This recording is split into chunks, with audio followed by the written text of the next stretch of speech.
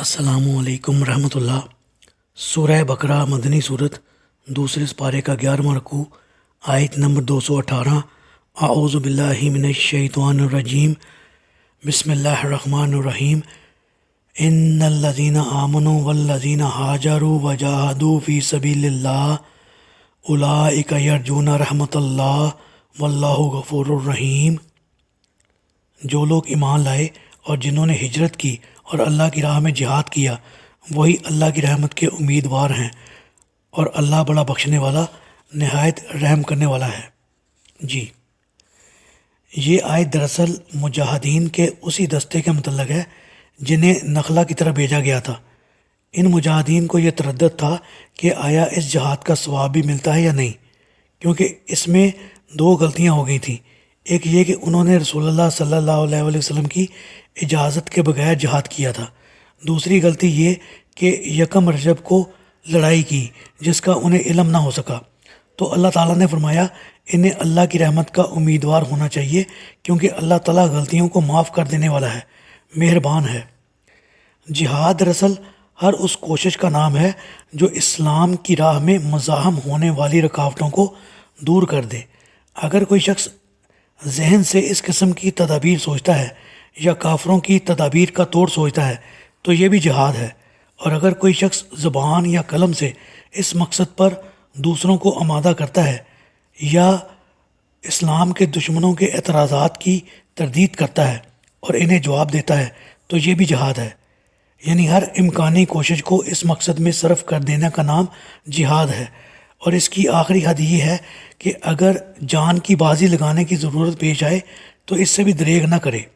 اور جہاد کی غرض و غایت یہ ہے کہ دوسرے تمام ادیان کے مقابلہ میں اللہ کا کلمہ بلند ہو اور اسی کا بول بالا ہو۔ اس غرض کے علاوہ اور کسی بھی مقصد کے لیے جنگ کی جائے تو اسے جنگ یا قتال تو کہہ سکتے ہیں، جہاد فی سبیل اللہ نہیں کہہ سکتے۔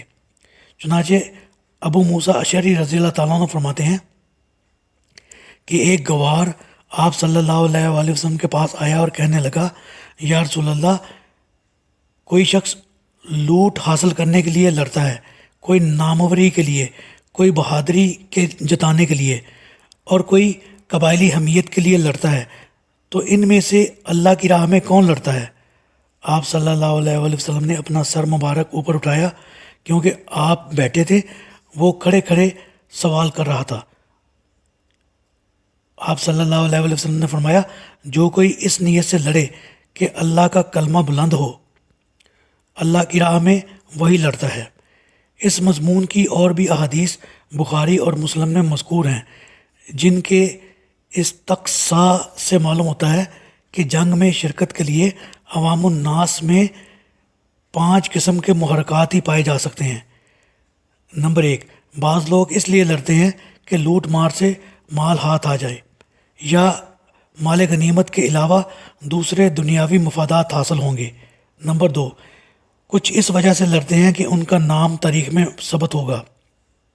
نمبر 3، کچھ اس لیے لڑتے ہیں کہ لوگ ان کی بہادری کے کارنامے فخریہ طور پر بیان کریں گے۔ نمبر 4، کچھ اپنے کسی خون یا پہلی شکست کا بدلہ لینے کے لیے انتقام کے طور پر لڑتے ہیں۔ نمبر 5، اور کچھ لوگ اپنے وطن، قوم اور قبیلہ کی حمایت میں لڑتے ہیں۔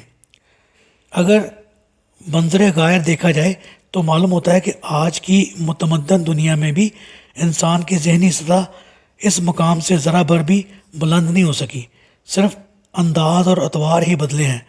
مقاصد کے لحاظ سے انہی وجوہات میں سے کوئی نہ کوئی بات نظر آئے گی، مگر رسول اللہ صلی اللہ علیہ وسلم نے ان سب مقاصد کے علاوہ ایک بلند تر مقصد کا پتہ دیا کہ جہاد فی سبیل اللہ صرف وہ کہلا سکتا ہے جو علائے کلمت اللہ، یعنی اللہ کا بول بالا کرنے کے لیے لڑا جائے۔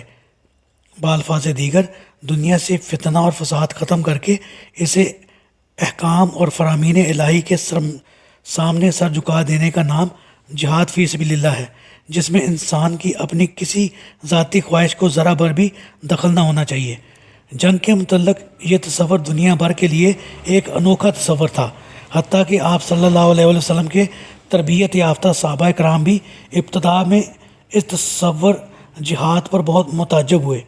ایک شخص نے آپ صلی اللہ علیہ وسلم کی خدمت میں حاضر ہو کر پوچھا، یا رسول اللہ صلی اللہ علیہ وسلم، جو شخص مالی فائدے یا ناموری کے لیے جنگ کرتا ہے اسے کیا ملے گا؟ آپ صلی اللہ علیہ وسلم نے فرمایا، اسے کچھ نہیں ملے گا۔ سائل نے اس سوال پر بہت تعجب ہوا اور آ کر دوبارہ یہی سوال کیا۔ آپ صلی اللہ علیہ وسلم نے دوبارہ وہی جواب دیا۔ اس کا اطمینان اب بھی نہ ہوا، بارہ اور چوتھی بار پلٹ کر آیا اور یہی سوال کرتا رہا۔ آپ صلی اللہ علیہ وسلم نے اس کے تعجب کی وجہ بھانپ کر فرمایا، اللہ کوئی عمل اس وقت تک قبول نہیں کرتا جب تک وہ خاص اس کی خوشنودی اور رضا کے لیے نہ کیا جائے۔